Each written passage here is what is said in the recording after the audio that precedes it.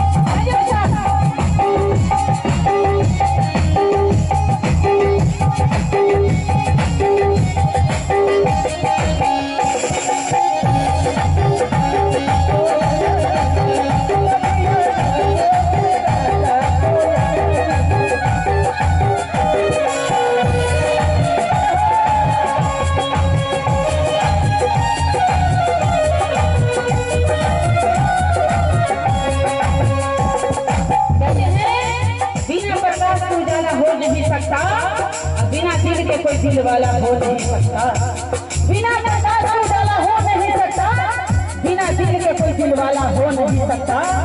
जो न झूमे हमारे बाबा साहब के भजन में, जो न झूमे हमारे गुरु जी के भजन में, वो रविदास जी का दीवाना हो नहीं सकता, वो हो नहीं सकता। कि हमारा झूमना हो तो हमारा झूमना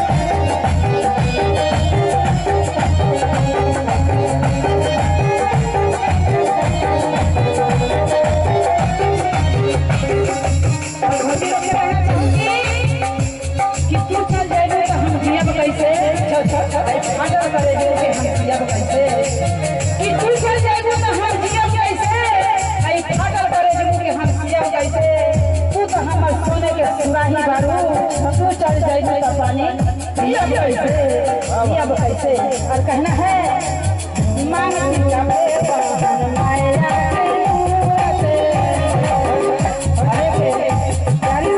बिटिया के तरफ से 150 रुपये का इनाम आया है।